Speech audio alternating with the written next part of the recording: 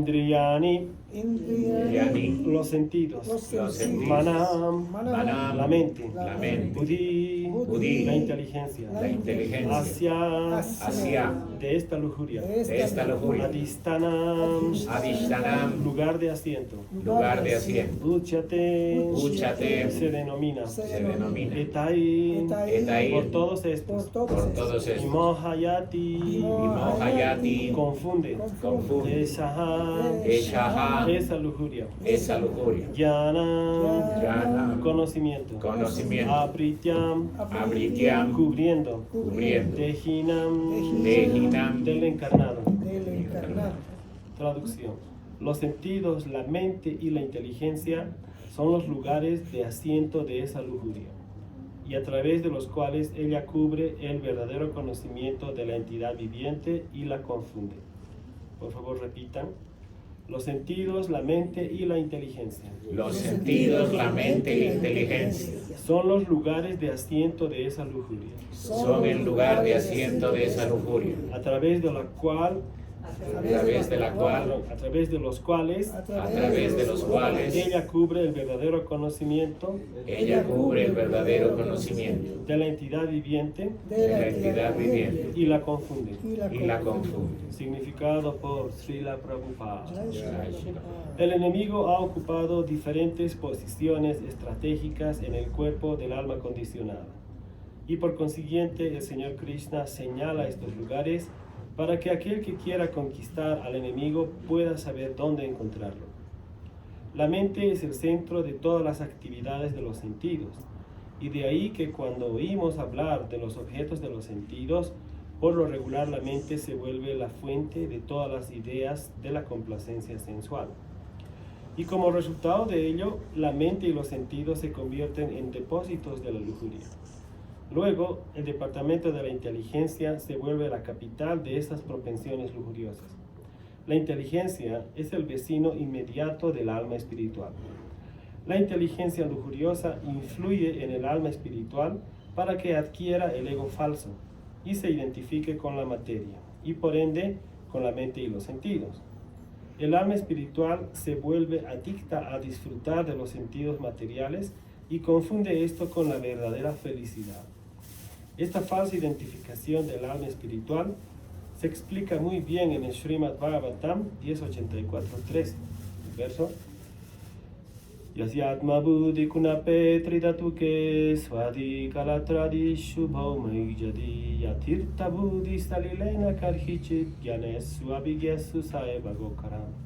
Y la traducción de ese verso es: un ser humano que identifica su ser con este cuerpo hecho de 3 elementos, que considera que los subproductos del cuerpo son sus familiares, que considera venerable la tierra en la que nació, y que va al lugar de peregrinaje simplemente a darse un baño y no para reunirse con los hombres de conocimiento trascendental que allí se encuentran, debe tenerse por un asno o una vaca. Om Jnanatimirandasya Jnanam Jnanasalakaya Chakshurum Militam Jena Tasmai Shri Gurave Namaha Sri Chaitanya Manobhistam Stapitam Jena Bhutale Swayam Rupa Kadamahyam Dadati Swapadantikam Vandeham Sri Guru Sri Yuta Padakamalam Sri Gurum Vaishnavanscha Sri Rupam Sagrajatam Sahagana Raghunatham Vitam Stam Sajivam Sadvaitam Savadutam Parijana Sahitam Krishna Chaitanya Devam Sri Radha Krishna Padam Sahagana Lalita Sri Vishakam Vitamscha. Hey Krishna Karuna Sindhu Dhinavandhu Jagatpate Gopesha Gopika Kanta Radha Kanta Namastute Tapta Kanchana Gaurange Radhe Brindavaneshvare Brisavanno Sute Devi Pranamami Hari Priye Panchakalpatarubhyascha kripa sindhubhya eva cha patitanam pavanebhyo vaishnavebhyo namo namaha. Jaya Sri Krishna Chaitanya Prabhu Nityananda Sri Advaita Gadadhara Srivas Adi Gaura Bhakta Vrinda. Hare Krishna Krishna Krishna Hare Hare Hare Rama Rama Rama Hare Hare. Bien, entonces el verso de hoy es el 340. del Bhagavad Gita, Indriyani manobuddhir asyadhisthana muchyate etair vimahayate sha yanam abritya dehina. Los sentidos, la mente y la inteligencia son los lugares de asiento de esta lujuria, a través de los cuales ella cubre el verdadero conocimiento de la entidad viviente y la confunde. Esta es una explicación que el Señor Krishna da acerca de, como dice Srila Prabhupada, que nos está dando las diferentes claves para mostrarnos dónde se encuentra situado nuestro enemigo principal. Se dice que el Señor Krishna concluye que la lujuria es el enemigo pecaminoso de este mundo. De cómo llegó a esta conclusión o esta respuesta el Señor Krishna, que Arjuna le hizo una pregunta. Esto está en el 3.37. No, en el 3.36. Arjuna Uvacha. El Señor Krishna había estado explicando todo el tema referente al Karma Yoga, acerca de cuál es el deber de la entidad viviente, cómo puede liberarse de las reacciones pecaminosas, cómo puede liberarse del karma. En realidad nosotros debemos entender y saber que el karma lo estamos más bien incurriendo en karma prácticamente desde el momento en que nacemos, ¿sí? El ser humano, desde el momento en que nace prácticamente y es consciente ya de sus actividades, está creando acciones que van a llevar consigo reacciones. Cuando estas acciones no son reguladas por el conocimiento védico, por el conocimiento de la cultura védica, entonces las reacciones son inevitables. Pero llega un momento en que Arjuna en el campo de batalla le hace una pregunta a Krishna. Esta pregunta es una pregunta crucial, muy importante, ¿no? Y él le dice Arjuna Uvacha. Arjuna dijo: oh descendiente de Vishnu, ¿qué es lo que le impele a uno a los actos pecaminosos, aún involuntariamente, como si se le obligara a la fuerza? Como bien he dicho, todos estamos sujetos a realizar diferentes tipos de acciones. El Señor Krishna nos enseña que la entidad viviente ni siquiera está libre de hacer una acción ni por un momento. ¿Por qué? Porque el alma es activa por naturaleza. Todos somos activos, tenemos que estar haciendo algo. Por más que uno diga, no, yo ahora voy a sentarme y voy a meditar y voy a rezar y no voy a hacer ningún movimiento de la misma, está respirando por lo menos, ¿no? Como nos había recordado Prabhu Rukmini Krishna, cuando uno respira está matando cientos de bacterias y microbios que están en el aire. O sea que ni siquiera sin estar haciendo supuestamente nada uno está libre de hacer una acción. Cuando estamos caminando podemos matar algunas entidades vivientes, o por accidente, ¿no? O intencionalmente, depende de cada quien. Pero entonces uno no está libre de hacer acciones en ningún momento de su vida. Pero ¿qué hay de las acciones pecaminosas? Hay acciones de diferentes grados, ¿no? En realidad toda acción es un karma. Y hay karmas y acciones que son más graves que otras. Pero hay acciones que son graves, que uno está forzado a cometerlas prácticamente inconscientemente. Se pueden dar muchos ejemplos. Y por eso es que el Señor Krishna está recomendando desde el principio el control de la mente y los sentidos. Aprender a ser autocontrolado. Y cuando Arjuna le hace esta pregunta a Krishna, la que voy a repetir una vez más, y es: ¿qué es lo que le impele? Dice Arjuna, es una persona muy inteligente, por algo es un asociado de Krishna, ¿no? ¿Qué es lo que le impele a uno a los actos pecaminosos, aún involuntariamente, como si se lo obligara a la fuerza? Alguien podría dar un ejemplo de un acto pecaminoso que se ejecuta aún involuntariamente? Como insultar a alguien después de recibir un insulto. ¿Ya? ¿Puede ser? ¿Sí? Tal vez comprar un perro. Comprar un perro. Comprar un perro. Comprar un perro, sí. Justo digamos, este fin de semana hablaba de eso. Porque un amigo se compró un perro, ¿no? Y su pareja le dijo, si tú estás comprando un perro, espero que sea, digamos, un criadero que sea conocido, o sea, que sea legal, ¿no? O sea, que no Tenga pedigrí. No, natural. No, que natural, o sea, que no sea natural. a las hembritas no las hagan parir todo el tiempo, ¿no? Entonces, porque eso es también, digamos, como un pequeño delito, como comer carne, ¿no? O sea, Ver algo que provoca algunos sentidos y tener como pensamientos más curiosos. Sí, también. Sí, hay muchos ejemplos que podríamos dar, ¿no? Mismo uno está yendo en su carro y de pronto se pasa el semáforo rojo, a veces involuntariamente, no voluntariamente, a veces voluntariamente también, ¿no? Porque nadie me está viendo y estoy apurado, ¿no? En otros países hay unas cámaras que sacan unas fotos y cuando uno comete esa acción ya su reacción le llega con una boleta de infracción a su casa directamente.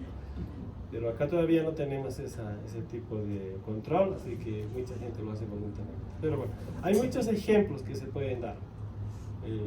Como Simón dijo, que alguien, cuando uno está, por ejemplo, generalmente todos tenemos ego falso, ¿no? Cuando alguien, si no somos autocontrolados, si no estamos en la práctica de la tolerancia, etcétera, si alguien nos insulta, hay una reacción aparentemente natural y queremos reaccionar de esa misma manera, ¿no?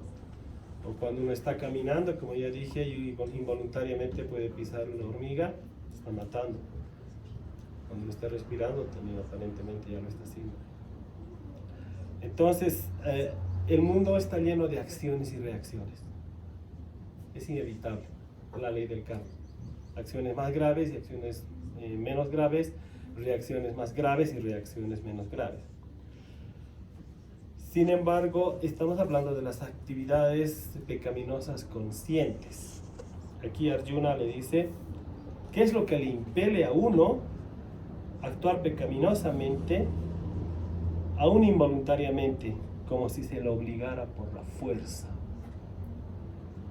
Entonces, para no especular en la respuesta, vamos a escuchar la respuesta de Krishna.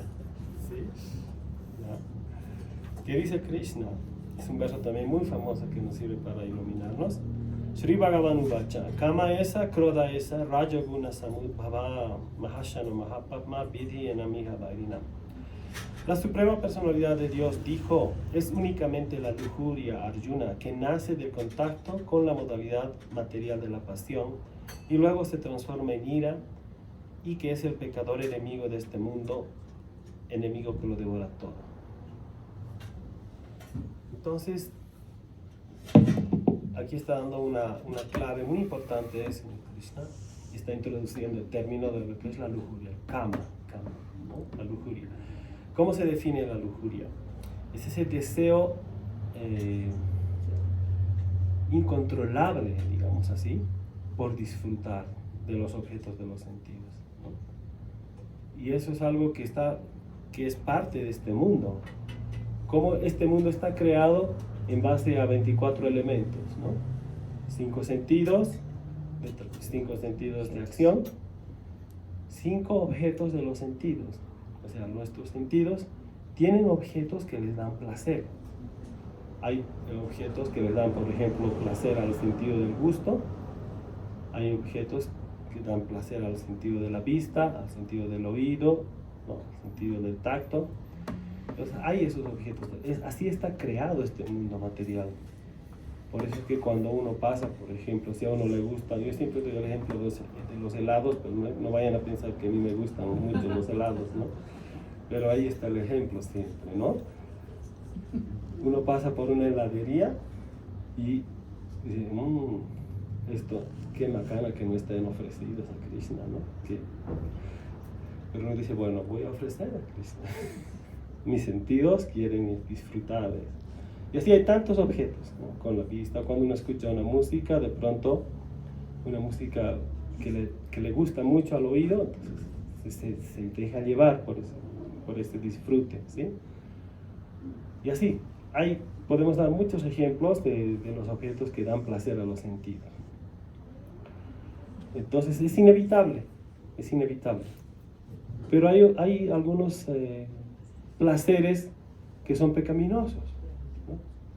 Que ya son, por ejemplo, como comerse un helado no parece ser tan pecaminoso. Si agarro y digo Sri Vishnu, Sri Vishnu, Sri Vishnu, he escuchado que hay que ofrecer al Señor Vishnu, así que estoy ofreciendo, ya no voy a comer boga, estoy haciendo un sacrificio. O si no, finalmente digo, no, yo voy a hacer algo autorizado, me compro todos los ingredientes, leche, crema, ¿no? Leche condensada, voy a mi casa, preparo un helado, y así lo refrigero, y hago la ofrenda en la hora del arte y todo. Está mejor. Bien, ya uno está complaciendo sus sentidos en forma autorizada, digamos, ¿no?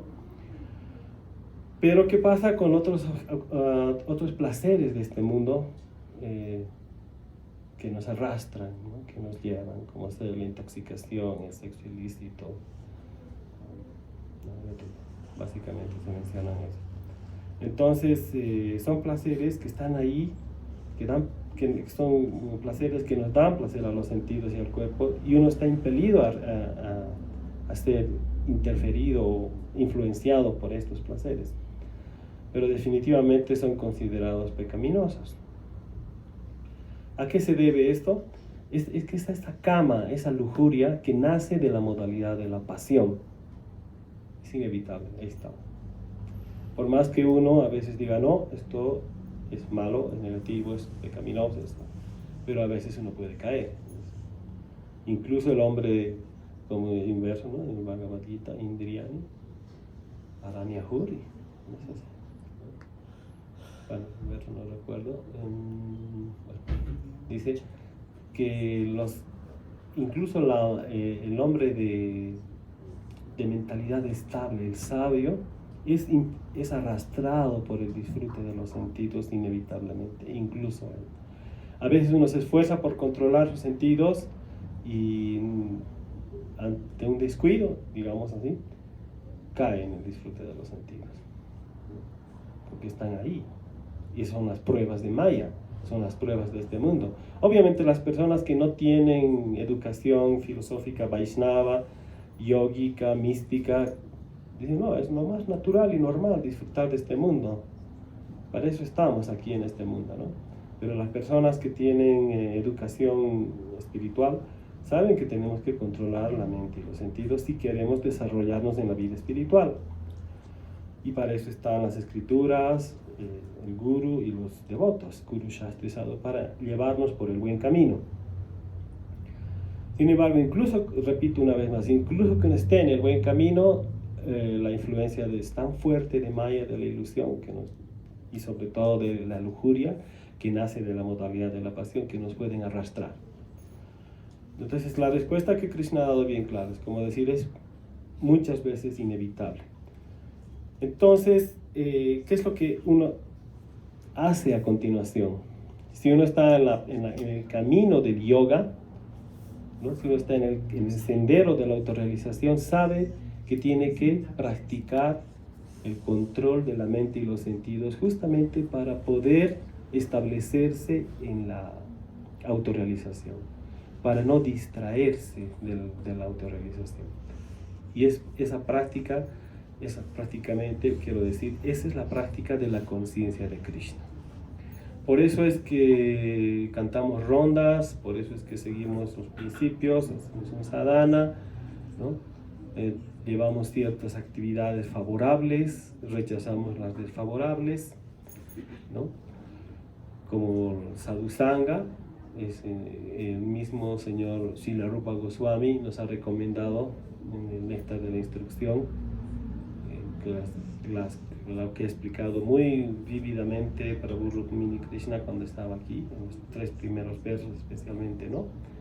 Cómo debemos controlar nuestra mente y nuestros sentidos, mediante qué. mediante la práctica de la conciencia de Krishna. Entonces, ahora vamos a... la clase de hoy está destinada a centrarnos específicamente en este punto de cómo es que la lujuria, que también es un aspecto de la ilusión, se apodera de nuestra mente, de nuestros sentidos y también de nuestra inteligencia. Y cuando uno deja de ser poseído por esa lujuria, digamos así, en términos esotéricos, entonces inevitablemente es arrastrado por Maya, por la ilusión, hacia la confusión de los sentidos, la ira y todo lo demás. Entonces, primero están los sentidos, ¿sí? Los sentidos, ya hemos explicado, son los que tenemos, los que entran en contacto con sus objetos y pueden obtener o placer o insatisfacción. De la misma manera, Srila Prabhupada está explicando que hay un sentido que es central a todo esto, que se llama mente, ¿no? La mente se encarga de... sabemos que las funciones de la mente son... Los sentidos por sí solos no piensan, ¿no? No es que, por ejemplo, nuestro sentido del gusto dice, es independiente y dice, no, aquí hay placer o no. Hay un sentido que es central, que se llama la mente, que es lo que da las órdenes prácticamente, ¿no? Esto me gusta y esto no me gusta. Y los sentidos están reclamando. Hay una ilustración maravillosa de 5 caballos en una carroza, ¿no? Es una descripción de algún Purana, si no me equivoco. Hay 5 caballos en una carroza y en la carroza el pasajero es el alma espiritual, el conductor es la inteligencia, o sea, el cochero, ¿no? Las riendas que agarran los caballos son la mente y los caballos son los sentidos. Entonces, esta ilustración nos muestra específicamente cómo estamos nosotros en este cuerpo material. Si nuestros sentidos están controlados, o sea, los caballos están controlados, ¿cómo están controlados los caballos? A través de la mente, ¿no? Pero la mente, que son las riendas, no actúan solas, sino la inteligencia está, que es el cochero, dice por aquí no, deténganse por allá, o al otro lado. Y el alma espiritual está ahí viajando. Nosotros somos el alma espiritual, Jiva, el alma. Pero ¿qué pasa cuando los caballos se desbocan? ¿No? Quieren ir por donde quieren. Entonces el alma no es capaz, la mente no es capaz de controlar a través de la inteligencia. Entonces quien sufre es el pasajero del coche, ¿no? El alma. Entonces es tan importante por eso el control de la mente y los sentidos a través de la inteligencia. Ya habíamos explicado esto antes. De pronto, si viene un pensamiento pecaminoso a nuestra mente, ¿no? Porque ya saben que la mente dice, quiero esto. Y en realidad mis sentidos quieren y la mente dice, bueno, ya, vamos por allí, vamos por ello, ¿no? Cuando nosotros entramos en contacto con una de estas ideas pecaminosas, porque por eso es que la lujuria no solo está en los sentidos, sino también en la mente. Y la mente solamente siente y decide sí o no. Pero ¿cuál es el factor más importante que está por encima de la mente y es capaz de controlar la mente? La inteligencia. Ahora, ¿cuál es la función de la inteligencia? ¿Quién puede decirme? Es como defender las cosas espirituales, ¿no? ¿Ya? Como conductor. La mente solo dice quiero, no quiero. Dame, no me des. Me duele, me gusta. La mente. Pero la mente no discierne, no dice esto es favorable, esto es desfavorable. Esto me va a hacer bien, esto no me va a hacer bien. Por eso es más elevada que la mente, la inteligencia, porque es capaz de entender y diferenciar entre lo que está bien y lo que está mal, lo que es correcto, lo que es incorrecto, lo que es dharma, lo que no es dharma, ¿no? Por eso es que la inteligencia, digamos, ocupa es la antesala del alma espiritual. Entonces, si nosotros, por ejemplo, logramos controlar nuestros sentidos a través de la mente, con la decisión de la inteligencia, estamos por el buen camino. Pero llega un momento en que la inteligencia se contamina con la lujuria. ¿Y alguien puede tratar de entender o explicar cómo ocurre esto? ¿Por los sentidos mismos? Bueno, los sentidos supuestamente están bajo el control de la mente. Y la mente está bajo el control de la inteligencia. Pero cuando la inteligencia... Creo que dijo algo acerca de que es la ira. La ira enceguece y no deja escuchar a la inteligencia. Es ese sentimiento que no permite hacer caso a discernir lo que es bueno. Estoy tan enojado con tanta ira que hago que fluyan los sentidos. No razón. Es una pérdida del orden, porque debe ser alma controla la inteligencia, controla la mente, controla los sentidos. Pero si es en revés, si los sentidos controlan la mente y este controla la inteligencia, los patas arriba. Sí, es como el coche desbocado, ¿no? Sí. Pero hay un punto, digamos que es importante entenderlo, cómo es que la inteligencia llega a confundirse incluso, y se vuelve material en realidad, porque la inteligencia que nos hace discernir solamente entre el bien y el mal, pero en el ámbito material, también puede estar en ilusión. Pues esto para mí está bien.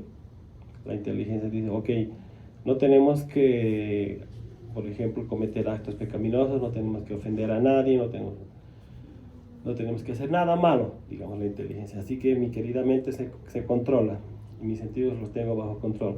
Pero cuando esta inteligencia no llega al conocimiento trascendental, está en el plano material nomás.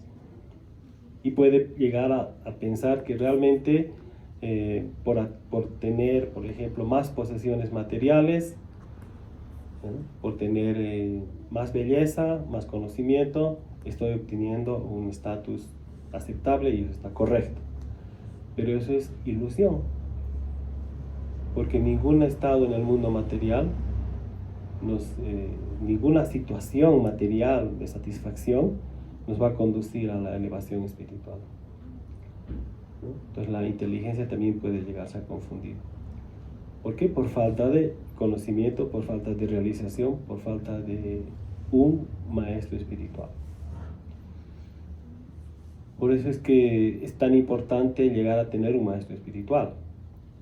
Arjuna estaba confundido porque Arjuna es un asociado de Krishna, ¿no?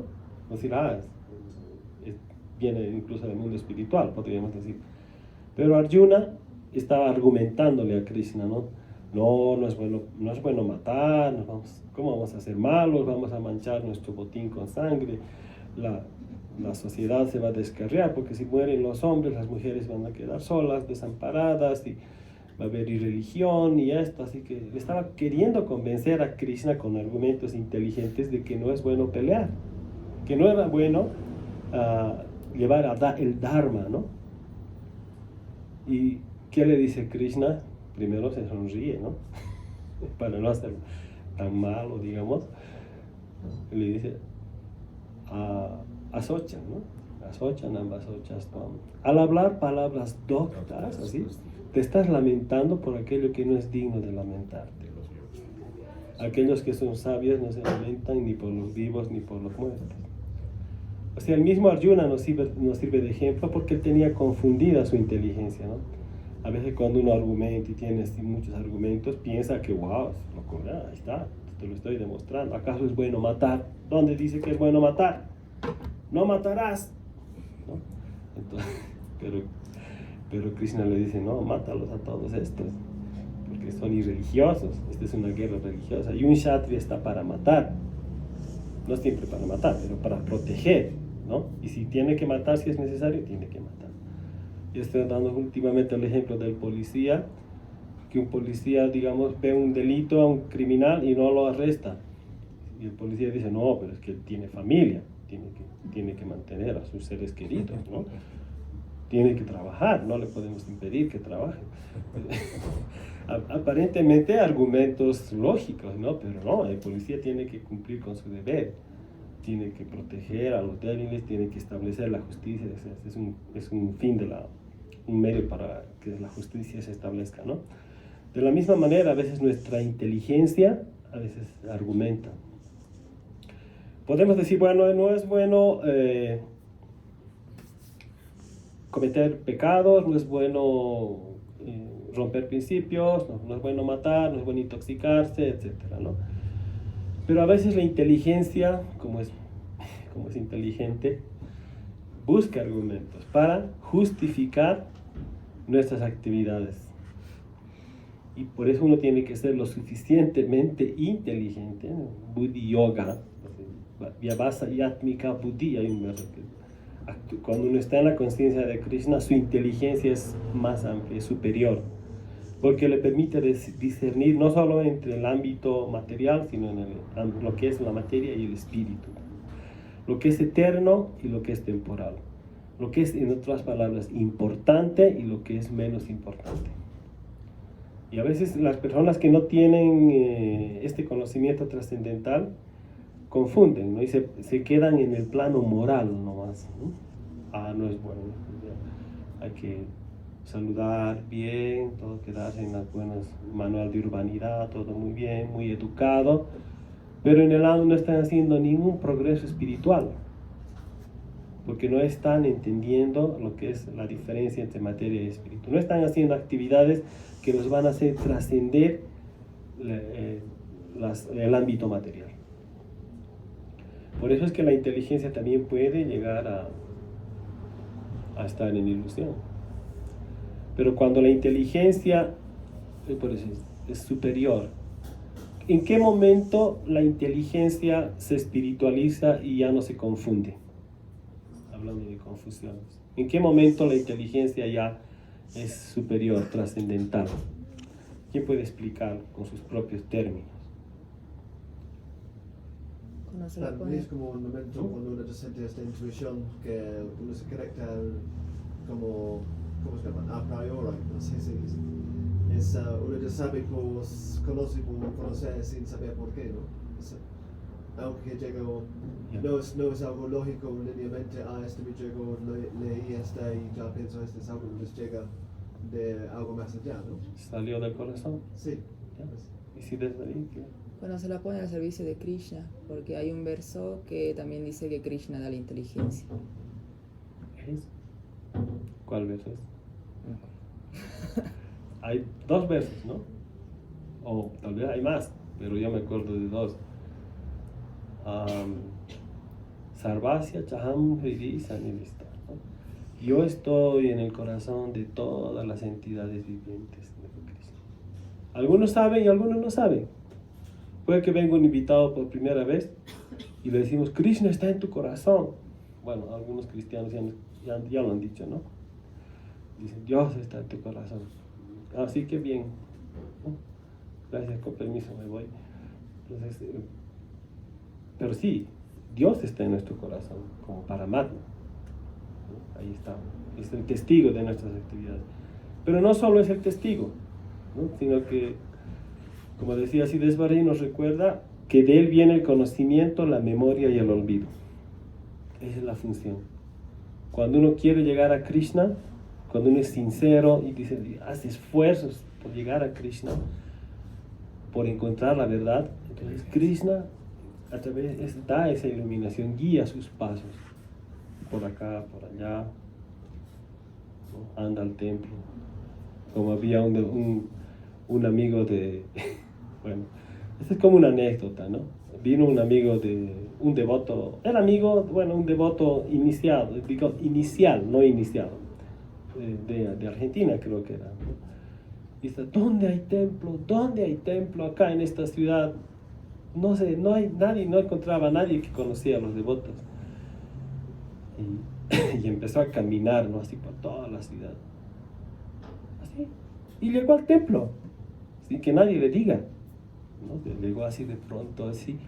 Aquí dice Hare Krishna. Y se entró y y estaba ahí bien emocionado, ¿no? Estaba así llorando prácticamente y decía, Dios existe, porque me guió mis pasos para llegar hasta el templo.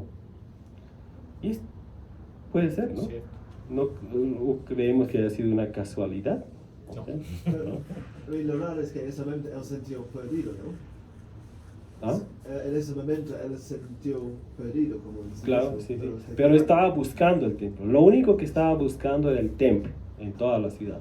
Había caminado por todo lado y llegó al templo. Imagínense en una ciudad, La Paz no es tan grande, pero comparando con otras ciudades, pero es grande, ¿no? Y que llegue justo al templo y era fiesta de domingo, ¿no? Entonces estaba aprachado. Significa que su deseo era genuino. Sí, entonces Y es Krishna como guió sus pasos. Claro. Ahora hay otro verso también que explica cómo es que Krishna nos da iluminación desde el corazón. ¿Alguien se acuerda? ¿Alguien ha leído eso? El 10:10. ¿Ya? Díganos. Ya. Ese es el anterior, ¿no? Aquellos que están dedicados. Ya. Consagrados. Aquellos que están constantemente consagrados, yo les doy la inteligencia mediante la cual, consagrados a mí, ¿no? No consagrados a Cristo. Entonces, yo les doy la inteligencia por la cual pueden venir a mí, dice. Pero el próximo verso también es más, va al fondo a lo que queremos llegar, ¿no? Tesame vanu kampartam aham magyana jamtama. Nasayami atma babasto jnana dipena vasvata. Dipena quiere decir antorcha, ¿no? Antorcha. ¿Sí? Por ejemplo, cuando hacemos el artic, el dipa es la lamparita, ¿no? Es la antorcha del conocimiento. Dice, ¿cómo es la traducción? No, es por compasión hacia ellos. Porque él dice, yo les doy la inteligencia. Muy bien. Qué bien que Krishna nos da la inteligencia. Pero ¿por qué nos da la inteligencia? Por compasión. ¿No? Yo morando en sus corazones, por compasión hacia ellos les doy, disipo la oscuridad de la ignorancia con la antorcha del conocimiento. O sea, a veces hay cosas que uno no entiende en la vida y menos en la conciencia de Krishna, ¿no? Hay muchas cosas que no entendemos en esta vida. Y la conciencia de Krishna es lo más difícil de entender en la vida. ¿Por qué? Porque Maya se encarga de que sea la última prueba de que vamos a pasar en este mundo, ¿no? Entonces, pero Krishna es tan bondadoso que nos dice ya, como está uno constantemente consagrado, entonces Krishna dice realmente este devoto merece el conocimiento trascendental. Entonces él se encarga de disipar toda la oscuridad que tenemos con la antorcha del conocimiento. Entonces a veces uno estudia y no entiende, ¿no? O no realiza lo que estudia. Pero de pronto, así por arte de magia, uno empieza a entender todo. Y a veces se equivoca. Ahí está también otro ataque de Maya a la inteligencia, ¿no? Tú eres muy inteligente, ¿no? El ego, tú lo lograste porque tú eres superior. Y eso te predica la mente y la inteligencia. Pero la verdad es que no. Uno llega a ese estado de realización por misericordia de Krishna. Y cuando uno lo acepta con humildad, Krishna está contento con nosotros. Bueno, entonces, para no aburrirlos mucho y cansarlos con el tema, pero es lo que yo quería hablar hoy, de cómo es que la ilusión, en este caso por medio de la lujuria, puede establecerse en la mente, en los sentidos e incluso en la inteligencia. Y depende de quién que nosotros, digamos, nos liberemos de esa ilusión y de esa lujuria. No depende de nosotros mismos ni de nuestro propio esfuerzo, por si acaso. Claro, uno se esfuerza, tiene que hacerlo, tiene que merecer, tiene que ser mérito. Pero la bendición final viene de Krishna. Perdón, hay una parte que recuerdo, pero no está muy ordenada en mi cabeza, donde habla de que cuando los sentidos se enfocan en los objetos de los sentidos, es cuando viene la lujuria y después la ira, o hay un orden. expresa. Sí, es un verso muy famoso, ¿no? Bueno, para no hablar mucho sánscrito, dice, al contemplar los objetos de los sentidos, ¿no? Uno desarrolla Deseo, apego. Primero apego. Del apego surge la lujuria. Y de la lujuria la ira. De la lujuria, la ira. De la ira, El olvido. de la ira, la confusión de la memoria. De la ira a la ilusión. De la ira a la ilusión. De la ilusión, la confusión de la memoria. Y cuando se pierde la memoria, Y con memoria se confunde. la memoria se confunde, se pierde la inteligencia. Y el alma, de nuevo en el charco Ahí material. encontramos cómo se perdía la inteligencia. Pero ven que todo empieza Sí. con la lujuriación. O sea, cuando uno observa los objetos de los sentidos, ¿no?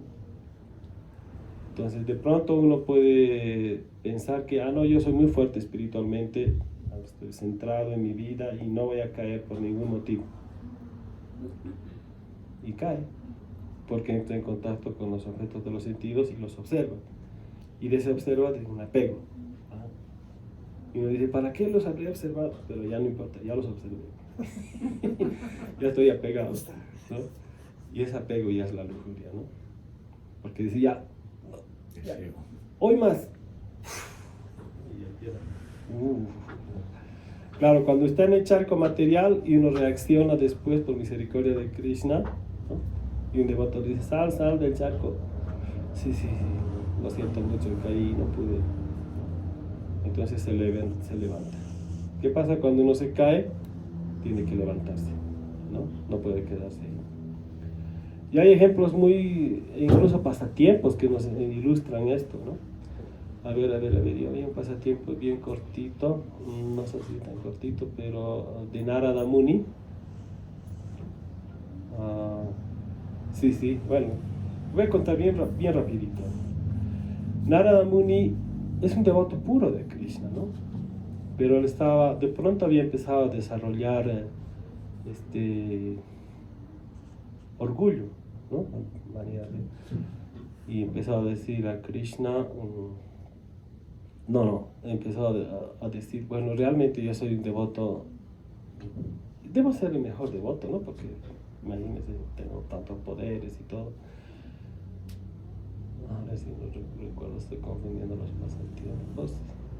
Y de pronto fue a donde Vishnu. Le dijo, yo creo que mi querido señor, yo soy un devoto muy avanzado, debo ser el mejor devoto. No creas.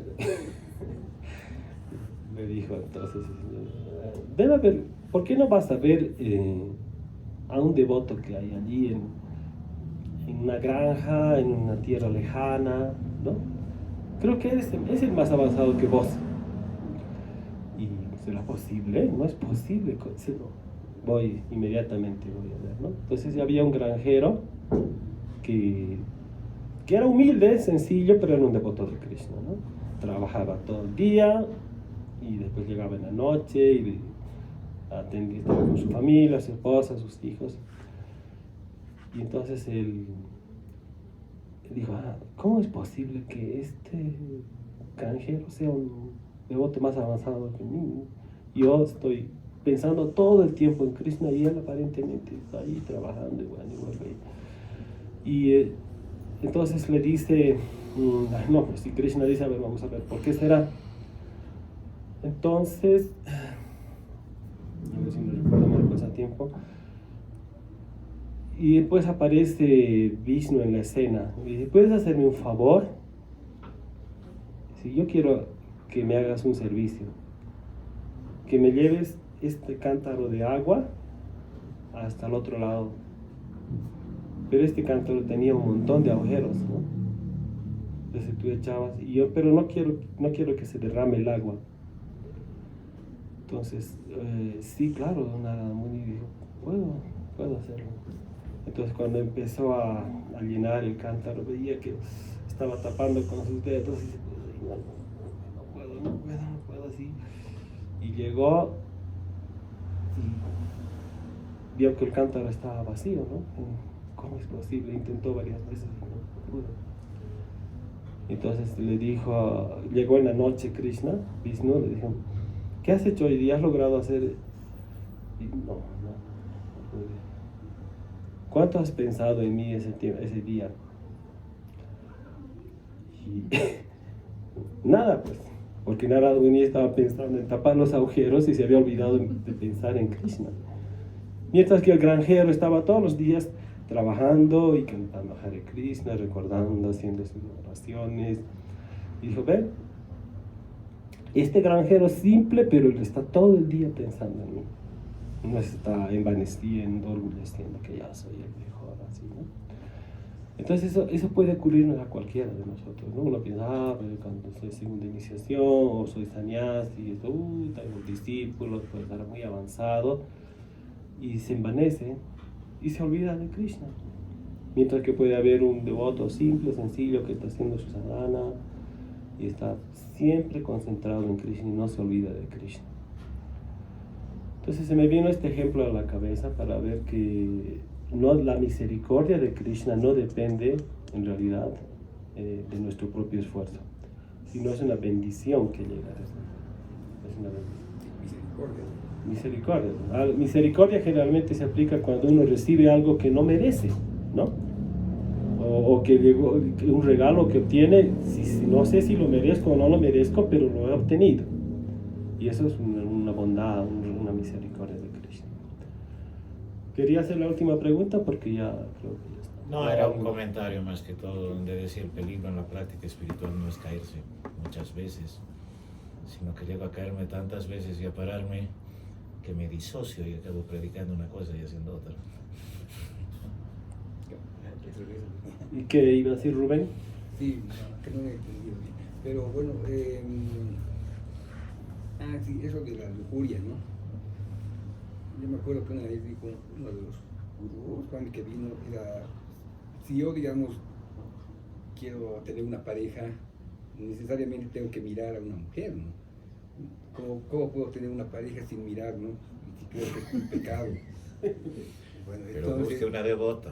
No, claro, pero es que el problema de la lujuria es ese justamente, ¿no? Yo puedo tener una pareja, hay gente que ya lo tiene, pero el problema está en que la lujuria es muy difícil de definir, ¿no? Está más o menos vinculada con el lujo, ¿no? Es con el exceso. Pero es como entregar los sentidos a Dios, ¿no? Claro, entonces yo puedo desear tener una pareja, pero el problema de la lujuria no es en desear tener una pareja, el problema de la lujuria es desear tener más de una pareja o tener más de algo, ¿no? Ya como decía los Rolling Stones, no encuentro satisfacción, ¿no? No puedo. Entonces, es eso, es el problema, ¿no? Yo puedo desear, puedo comer, ¿no? Todos tenemos derecho a comer, necesitamos comer, ¿no? Pero, digamos, justamente una de las formas de controlar es el prachadam, ¿no? Porque no voy a estar preparando prachadam todo el día. Solo tengo lo que me dé mi prachadam, si soy monje me dan mi prachadam y con eso tengo que estar satisfecho. Si no estoy satisfecho, quiero más, eso es lujuria, ¿no? Si tengo una mujer y quiero más, eso es lujuria, pero si tengo una ya es suficiente, ¿no? Y tengo que encontrar satisfacción en eso. Entonces la cuestión no es tanto desear algo, porque los deseos nacen de por sí, ¿no? Y como usted dijo, a veces uno puede matar algo sin necesidad de desearlo, ¿no? Sino que cuando uno se pone un antibiótico, pues mata muchos virus, ¿no? Pero uno debe tener un límite, ¿no? Para ese deseo. Cuando uno pasa ese límite es cuando hay lujuria. Cuando uno tiene un sueldo y quiere más y hace cosas malas, negativas para obtener dinero, eso es lujuria, ¿no? Pero no es lujuria el desear tener recursos económicos, porque al fin y al cabo todos tenemos necesidades, ¿no? Ahí lo dicen, pero no. Si pones las cosas al servicio de Krishna, los sentidos se aquietan. No. Se enfoca justamente, hay diferencias, como él dice, ¿no? Entre la necesidad de lo mínimo vital y lo que ya es el exceso, y la única forma de lograrlo es poniendo todo al servicio de Krishna. Digamos, si yo puedo tener dinero para Krishna y digo, bueno, todo este dinero es para Krishna, pero también puedo tener un poquito más y también va a ser para Krishna y un poquito para mí. ¿Ves? Si es correcto en el enfoque a Krishna, se purifica. El- Al menos, entonces, lo que yo no, entiendo no de las debemos, escrituras. sí, bueno, no debemos olvidarnos nunca que el proceso para la conciencia de Krishna sirve justamente para dilucidar y aclarar todas estas inquietudes y dudas que uno tiene. Hay muchos, y eso tenemos que aprender siempre a través de los ejemplos clásicos, ¿no?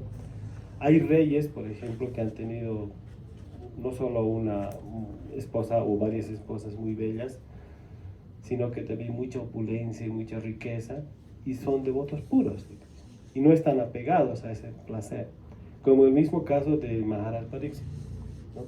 Maharaj Pariksit tenía un reino a su cargo, con todas las opulencias, riquezas, bella esposa y todo, pero de pronto le dijeron, te vas a morir en 7 días, porque recibió una maldición.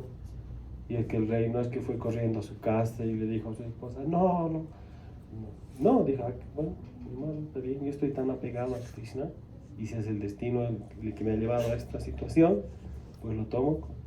Inmediatamente abandonó su hogar, su palacio, todo sus atavíos de príncipe, de rey, y se fue a meditar al Ganges, a encontrar a su maestro espiritual hasta el momento de la muerte, ¿no? Y así se desprendió y desapegó. ¿Por qué? ¿En virtud a qué? A su conciencia de Krishna. En otras palabras, podemos tener apego, es más, siempre está el apego ahí a nuestros queridos seres, ¿no? A los seres queridos, a nuestra familia, siempre hay ese apego.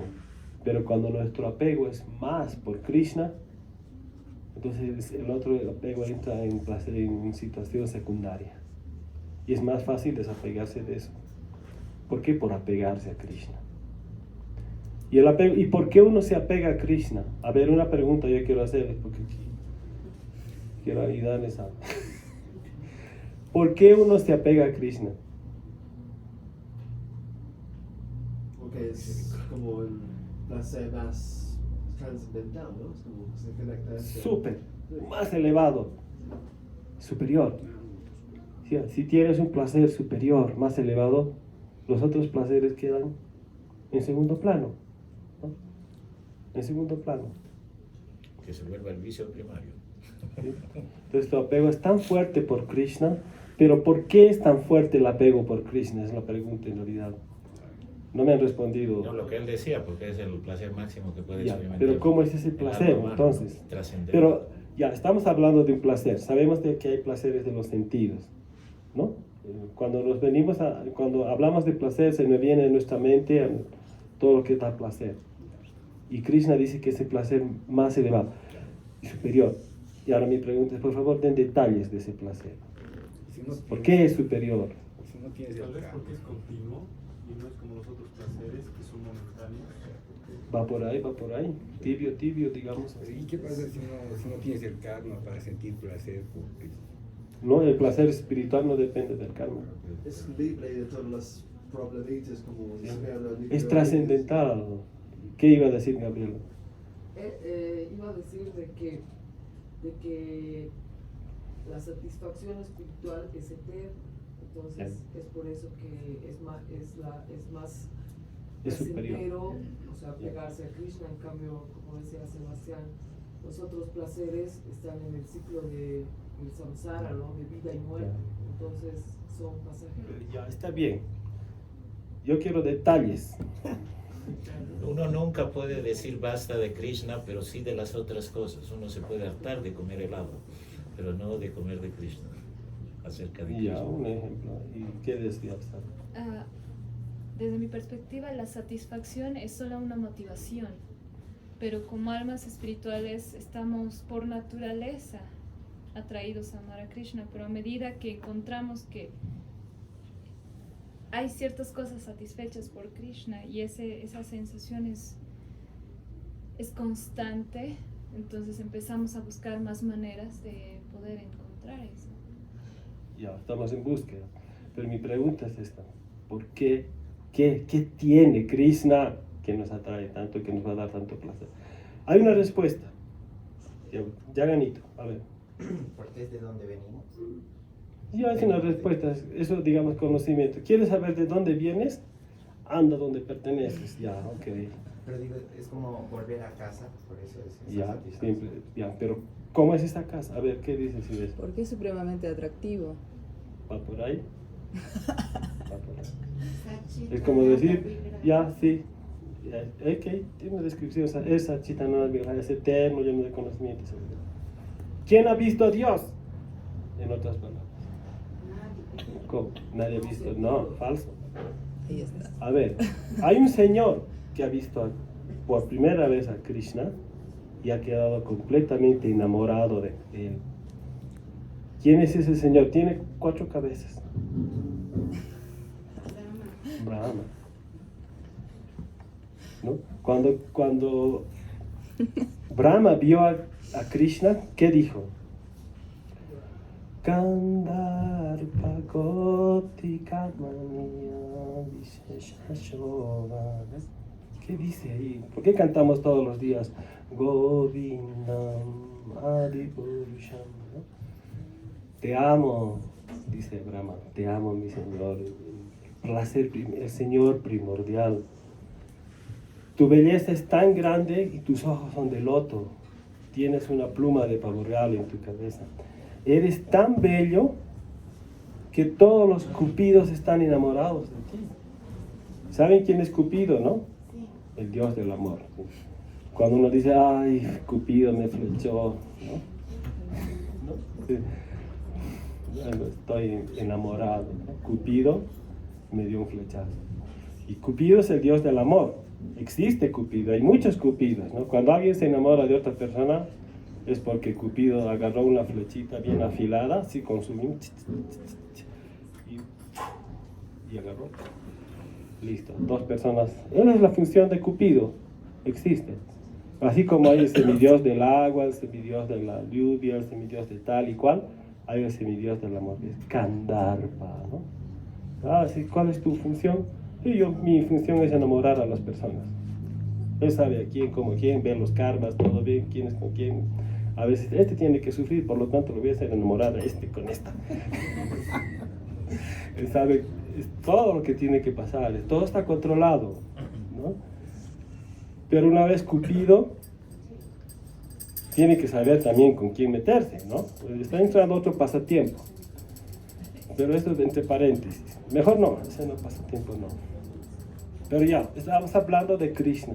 Todos los cupidos del universo y de todos los universos están enamorados de Krishna. O sea, se derriten ante Krishna. No, no puedo. Boto mi flecha. Yo que soy el que me encargo de enamorar a todos, yo estoy enamorado de Krishna. Tan bello es Krishna para que Cupido mismo caiga así, pero así, enamorado. Kandarpa Koti Kamaniya Visheshashovan. Cuando uno canta esa canción tiene que acordarse de eso. Y no solo esa canción, pues es una estrofa apenas. Brahma empezó a hablar Chintamani Prakarasat Masukalpa Vriksha. O si quieren Chintamani, no importa. ¿Qué más? Prabhu Maharshi va a acotar. Bueno, según esa referencia, la respuesta sería porque él posee en pleno cualquier cualidad que pueda atraernos. Es el supremo atractivo. Krishna, ¿qué quiere decir? El supremo atractivo. O sea, nada puede ser más bello, más atractivo que Krishna mismo. Imagínense el momento que Krishna se nos revele en el corazón. Ya no vamos a querer estar más en este mundo. Vamos a añorar, querer saber cuándo voy a alcanzar a Krishna. ¿Por qué creen que Chaitanya Mahaprabhu estaba como loco, ¿no? Hablando y como el humor de las gopis, rodando por el suelo, llorando? Todos decían, esta persona está loca, ¿no? Está demente, tiene un ataque esquizofrénico, tiene, ¿cómo se llama? Epilepsia, ¿no? Porque él temblaba y todo. Lo que él tenía era amor por Krishna. Que es Krishna mismo, ¿no? Para empezar. Entonces, ¿por qué él mismo nos dice, cómo es del verso de Shisa hasta acá? ¿Cuándo se adornarán? ¿Cómo es en sánscrito, en bengalí? ¿Cuándo se adornarán mis ojos con lágrimas? pronunciar tu nombre. Al cantar tu nombre. Ya. Cuando se erizarán Los pelos de mi cuerpo, cuando temblará mi voz. ¿Cuándo se manifestarán esos síntomas de baba? Dice, ¿no? Porque él quiere eso. Imagínense el rato que nosotros tengamos esa sensación, ese amor por Krishna, entonces Krishna se va a manifestar y vamos a poder realmente enamorarnos plenamente de Krishna. Mientras tanto estamos en práctica, ¿sí? Es decir, que la ilusión, Maya, los sentidos, la mente, quedan abajo, atrás. Porque llegamos a una etapa, a un nivel de bhava, que es el amor preliminar por Dios. ¿Y qué decir de prema? Cuando uno ya ama a Krishna, ya se olvida de todo lo demás. ¿Bien? Entonces, gracias por atender esta clase y vamos a tratar de, en otra oportunidad, hablar de un tema también así un poco más candente que nos lleve a motivarnos un poco a la práctica de la conciencia de Krishna. ¿Qué es lo que tenemos que hacer? ¿Cómo vamos a llegar a estas realizaciones? A través de la práctica. No es que vamos a por nuestro propio deseo, por nuestro propio... No. Es la práctica y que nos va a llegar esa misericordia de Krishna. Bueno, todas las glorias a Srila Prabhupada. Ya, ya.